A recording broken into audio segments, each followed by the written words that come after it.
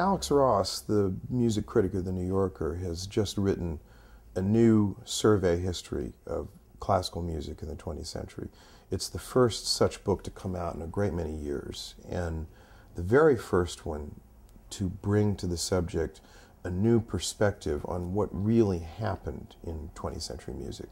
The survey histories of modernism that I grew up with were books that all took for granted that certain trends in the history of music, atonality, the avant-garde, were historically inevitable, that they had happened, there was a reason why they were going to happen, they were going to come to dominate classical music in all the years ahead.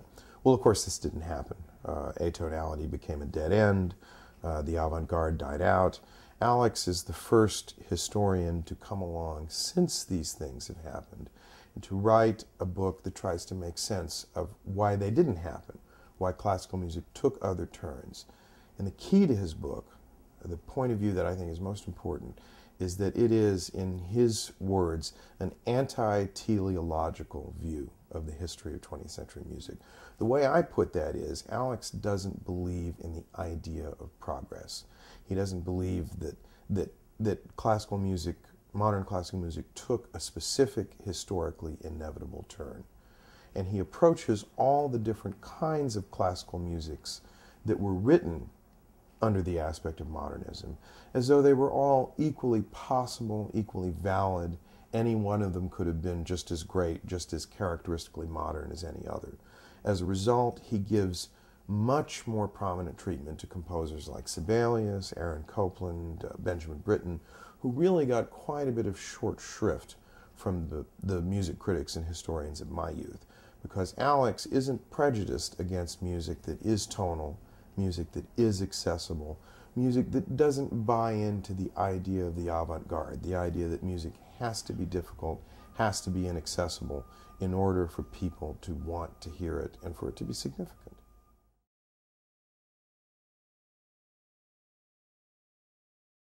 I was on Broadway last night covering an opening for the Wall Street Journal, the opening of the Roundabout Theatre Company's new revival of George Bernard Shaw's Pygmalion. A very important event. Pygmalion hasn't been performed on Broadway for 20 years, and also important for a different reason, because it is the stage debut of Claire Danes, the movie and TV actress. She's never performed any role on stage since she was in grade school, and she's playing the role of Eliza Doolittle.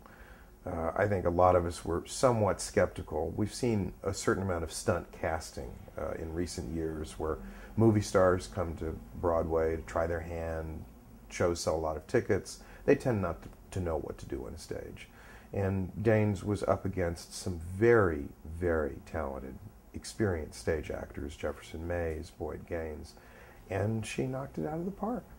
She gave the kind of performance that suggests that if she wants it, she can have a major career as a stage actress, and she did it in a wonderful, thoughtful, really idiomatic revival of what I think is Shaw's greatest comedy. This play is going to be the hot ticket on Broadway this fall.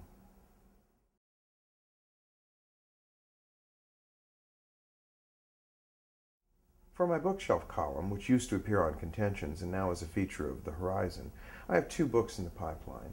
One is by John Silber. It's called Architecture of the Absurd: How Genius Disfigured a Practical Art. It is what it sounds like. It's a book about postmodern architecture and its follies, but it's not a completely rejectionist book that suggests that it's all bad, and I'm not finished reading it yet, but it sounds like it's going to be a very interesting piece of work. The second book is Bill Bryson's Shakespeare, The World is Stage. It's a volume in the HarperCollins Eminent Lives series, A Brief Life, but I have to say it's traveling rather under false colors because, of course, we simply don't know enough about the details of Shakespeare's life for anybody to write a conventional biography or brief life. So instead, Bryson, in the compass of a small 200-page volume, has tried to summarize what we do know about the facts of Shakespeare's life. Very concisely, very interestingly written. I'm midway through it, but I think it's going to be quite a valuable little book.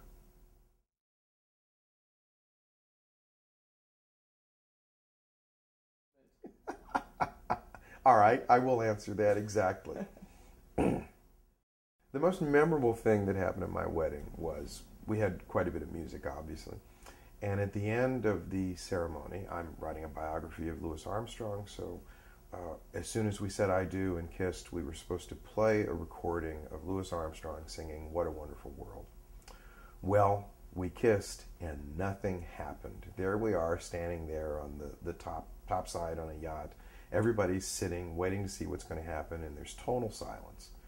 So I thought for a moment. I told everybody what was supposed to happen, and then since we had jazz musicians there, the pianist, Deidre Rodman, struck up What a Wonderful World herself on her piano, and everybody who was there began to sing it as we walked off. Now, if that's not a good way to end a wedding ceremony, I don't know what is.